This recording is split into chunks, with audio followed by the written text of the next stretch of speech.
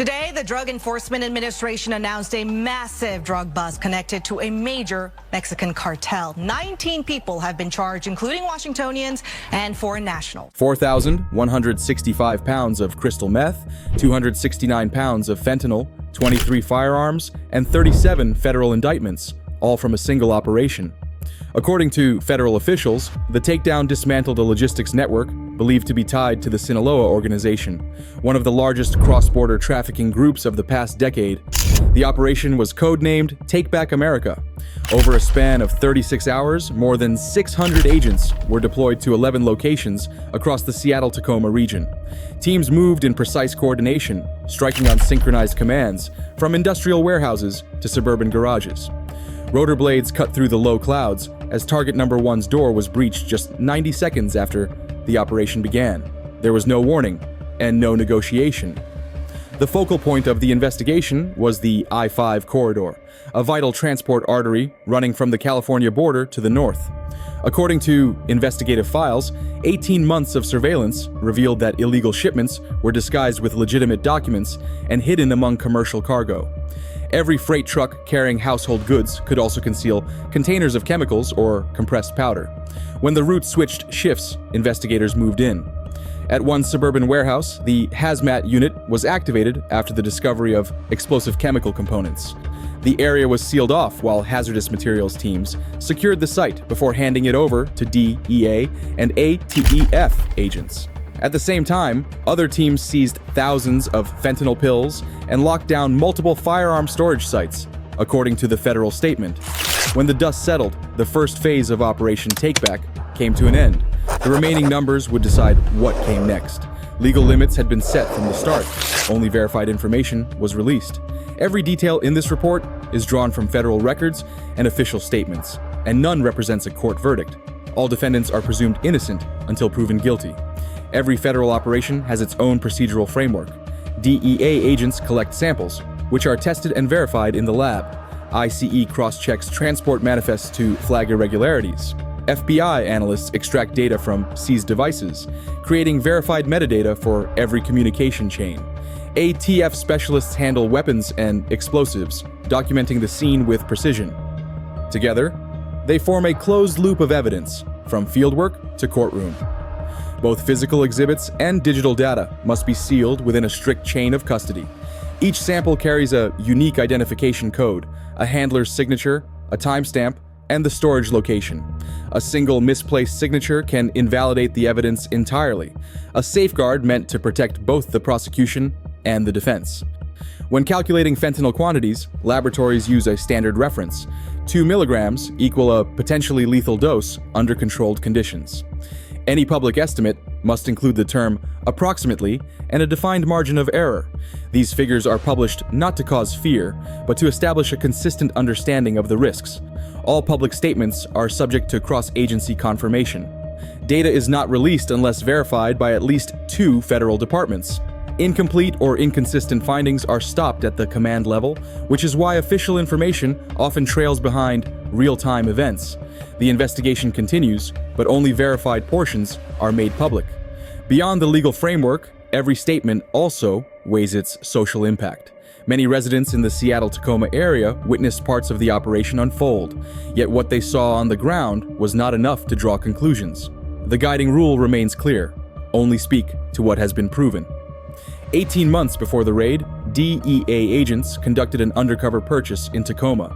The original intent was to trace a local fentanyl supplier, but the delivery showed signs of interstate trafficking. That small transaction became the starting point of Operation Takeback, prompting an interagency case file and financial surveillance order within the first month. According to federal records, it marked the official launch of the campaign. By the 6th month, separate clues began to align. Investigators noticed repeated similarities in freight documents, the same logistics company, identical recipient signatures, and matching truck schedules along the I-5 corridor. Cross-referencing warehouse leases revealed 5 facilities registered under the same international phone number. That trail led to a coordination hub believed to have links to the Sinaloa network, elevating the case from regional to federal jurisdiction and expanding surveillance authority. 6 months before the takedown, the focus shifted to digital intelligence. Agents breached an older encrypted communication channel used on Telegram. Though no trade content remained, the channel exposed a list of cryptocurrency wallets. From that point on, investigators followed the money instead of the merchandise. Over 30 wallets were identified, each moving small transfers through California, Arizona, and Washington. The decryption of that channel was recorded in federal logs as the first major turning point. Pattern interrupt number 1. From 6 months to 1 month before the operation, the coordination map began to take shape. Investigators identified 3 primary cells: storage, transport, and distribution. One small group specialized in document handling and short-term warehouse rentals. Another managed container movement under the cover of legitimate commercial schedules. The final layer consisted of satellite warehouses scattered across Everett, Tacoma, Kent, and Arlington. Every wiretap, every device trace, was authorized under a federal court order. Once the data aligned, the action plan was finalized in less than 2 weeks. On the night before deployment, all units received their final transmission through an encrypted radio network. The message was short and decisive. All units, green light. At dawn, more than 600 personnel moved simultaneously. Over 36 hours, 11 sites were searched. Helicopters circled the Seattle Industrial Zone, UAV systems filmed container lots in Tacoma, and ground teams breached suburban garages. One site was classified as high risk when hazmat agents discovered flammable materials stored alongside volatile chemicals. The lockdown lasted less than 2 hours before the mission continued. It became known as Pattern Interrupt Number 2, a field incident that was unplanned but remained under control. When the warehouse inspections were complete, ATF agents took custody of the seized firearms, 23 in total, including 3 modified for automatic fire. Each weapon was sealed and sent to a federal laboratory for ballistic examination. According to the official count, it was the largest weapons seizure in the Puget Sound region in recent years. At the same time, DEA agents reported recovering over 4,000 pounds of methamphetamine, 269 pounds of fentanyl, 23 pounds of cocaine, and 6.4 pounds of heroin. Each sample was weighed twice, with a written margin of error for every batch. 48 hours after the raids, the U.S. Attorney's Office for Western Washington announced indictments against 19 defendants. According to prosecutors, it was the most defendants charged in a single case in nearly 2 decades. The statement came during a press briefing attended by 4 federal agencies, meant to confirm the consistency and coordination of the investigation. 3 days later, a debate over jurisdiction erupted. ICE announced plans to increase enforcement and target undocumented individuals allegedly linked to the operation. The city of Seattle responded with a statement reaffirming its sanctuary policy and its independent enforcement authority under the 10th Amendment. This became Pattern Interrupt Number 3, a shift from field operations to political discourse, marking the beginning of a broader conversation between local and federal authorities. During the following week, 6 suspects remained at large, and temporary detention orders were extended. Evidence was secured across 3 high-level storage facilities. Preliminary hearing dates were set, alongside schedules for deeper analysis of financial and digital data. According to the current case files, the operation moved into its second phase: review, consolidation of evidence, and preparation for trial. The tactical map had closed. Now came the calculation phase: what had been recovered and who it connected to. The report opened with numbers. According to the official inventory, the total seizure included more than 4,000 pounds of methamphetamine, 269 pounds of fentanyl, 23 pounds of cocaine, and 6.4 pounds of heroin. Every substance was double weighed, with recorded variances. Federal laboratories determined that the fentanyl alone could represent several million potentially lethal doses under controlled conditions. These figures were strictly pharmacological estimates, not measures of real-world lethality, since potency depends on purity and usage. The toxicity of fentanyl surpasses that of every other substance in the case. National medical data indicates that as little as 2 milligrams can be fatal to an adult. For that reason, despite its relatively small volume, the risk associated with fentanyl far outweighs the combined total of all other drugs. This factor is what elevated the case to federal priority. The weapons inventory listed 23 firearms, including 3 fitted with illegal automatic conversion devices. Hazmat units also discovered metallic components and flammable materials hidden among warehouse stock. According to field reports, one storage site had to be sealed off temporarily for safe handling. All items were transferred to ATF custody for forensic examination. Financial analysis revealed a chain of digital wallets used to convert cryptocurrency into legal tender. The funds traced back to assets in California, then moved through an import intermediary to Mexico City. The on-site cash seizure, according to preliminary reports, totaled approximately $650,000, along with multiple encrypted data drives. All figures remain under verification and have not yet been declared final. Key individuals named in the case included two brothers, Rosario Abel Wayne Camaro Banuelos and Francisco Fernando Camaro Banuelos. According to federal records, they were identified as central figures responsible for coordinating both transportation and financial flow. Other defendants included truck drivers, warehouse renters, and financial coordinators. All of them were charged, yet each retained the presumption of innocence until a final verdict is issued. Their operations were concentrated in the Seattle Tacoma area and surrounding counties. The I-5 corridor served as the main supply route, linking ports, industrial warehouses, and suburban rental properties. Federal data indicated that more than 50 additional arrests nationwide were connected to the same supply chain, suggesting that the network's reach extended well beyond Washington state into broader interstate logistics routes. The cartel's method was straightforward but effective, concealing shipments behind legitimate paperwork. The countermeasure was multi-layered manifest verification, comparing documents across multiple sources, including suppliers, shipping carriers, and internal transport schedules. When a manifest failed to align with GPS data or loading records, it triggered an immediate inspection under pre-approved interagency risk criteria. Short-term warehouse rotation was another tactic. In response, investigators deployed UAV units and thermal imaging combined with unannounced inspections authorized by court order.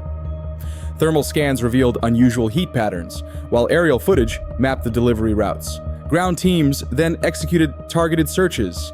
Every step of the process was recorded to maintain the integrity of the evidentiary chain. Financially, the network's use of cryptocurrency wallets and shell companies required on-chain tracking.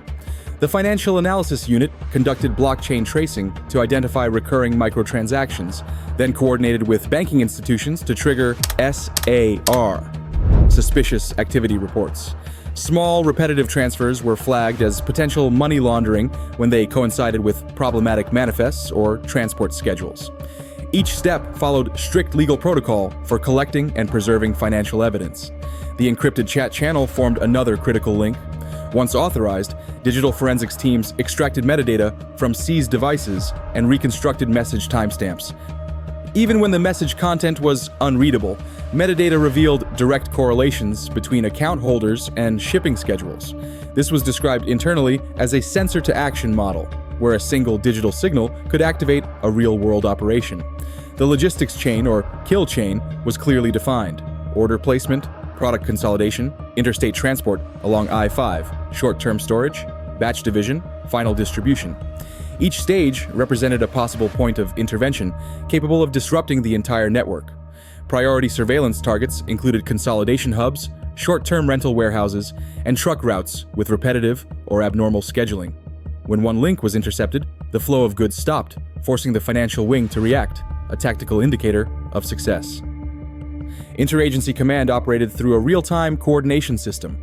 Decision criteria for go or no-go actions were based on personnel risk, explosive hazards, and evidentiary stability.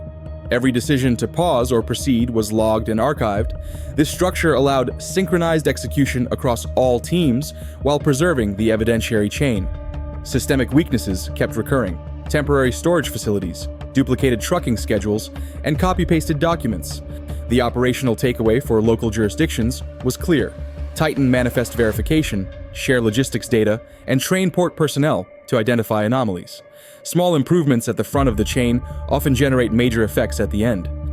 The legal framework of Operation Takeback rested on 4 primary federal charges: conspiracy, narcotics distribution, possession and use of firearms, and transnational money laundering. According to the indictment, potential sentences ranged from 10 years to life imprisonment, depending on the drug quantity and level of organizational involvement. Firearms-related charges could result in additional penalties if automatic conversion or active use was proven. The U.S. Attorney's Office for Western Washington described the case as one of the most extensive indictments with multiple defendants in nearly 20 years. That description came from prosecutors, not from a court judgment. At the time of the announcement, 19 individuals had been formally indicted, while 6 remained fugitives. All defendants were entitled to legal representation and full access to the discovery process, the formal exchange of evidence between prosecution and defense. In terms of jurisdiction, the case was prosecuted in federal court due to its interstate elements and international financial connections. However, the operation itself involved both federal and local personnel working together under a voluntary coordination model known as a task force.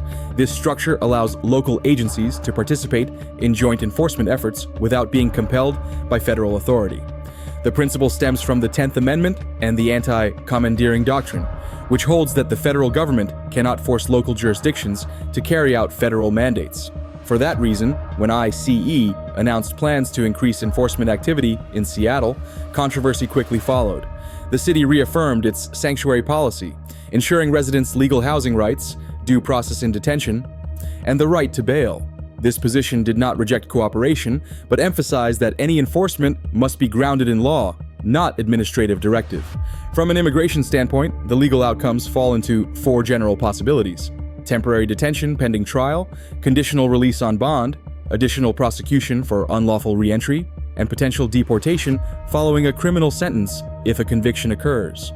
Each stage is handled separately by an immigration court, independent from the criminal proceedings. According to the current schedule, the discovery phase, the exchange of evidence, is expected to last about 6 months before the preliminary hearings begin.